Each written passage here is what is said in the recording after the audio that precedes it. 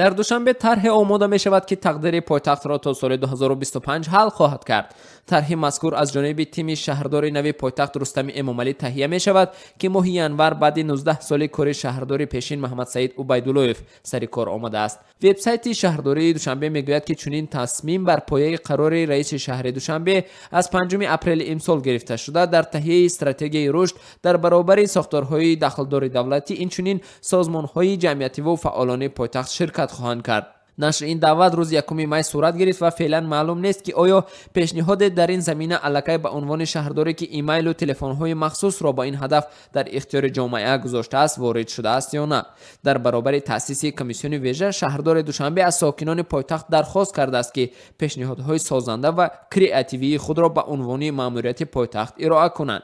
ماموریت سابق شهرداری دوشنبه نیز تلاش داشت از نزدیک با نمایندگان جامعه مدنی و ژورنالیستان در تماس شده مشکلات، پیشنهاد و راه حل‌های مسائل پایتخت را از آن بشنود. با این وجود افراد نچندان راضی از تحولات اجتماعی و اقتصادی پایتخت، از جمله در چهارچوب گین پلان تخریب شدن ساختمان‌های ساخت شوروی در مرکز دوشنبه کم نبودند. این در حالی است که نقشه های تخریبی برخی دیگر بناهای از نظر ساکنان محلی تاریخی، معماری و فرهنگی پابرجا بوده است. یک منبع در حکومت به آزیا پلاس گفته است که تصمیم اخیر این شده است که ساختمان پارلمان نو که احتمالاً با 200 میلیون دلار پول عربستان سعودی بنیاد می شود، در جای بینای وزارت کشاورزی، شهرداری پیشین و سفارت ایران و در جای چایخانه راحت مجموعه نوی حکومت بنیاد خواهد شد. دعوت شهرداری دوشنبه برای عرض خواسته و پیشنهادهای ساکنان پایتخت بعدی آن کرده شد که رئیس جمهور امامعلی رحمان در یک جلسه با اشتراک فعالان پایتخت در ماه فوریه امسال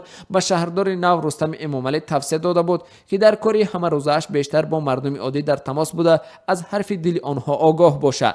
دعوت به تماس نزدیک با مردم و شنیدن انتقاد از وضع شهر در شبکه‌های اجتماعی هم زیاد به نظر می‌رسد و برخی همکاران شهردار سابق از میان جامعه شهروندی میگویند تنها در صورت آشکار و باز بودن تماس‌های رستم امامعلی با مردم می‌تواند برای اصلاح وضع مساعدت کند.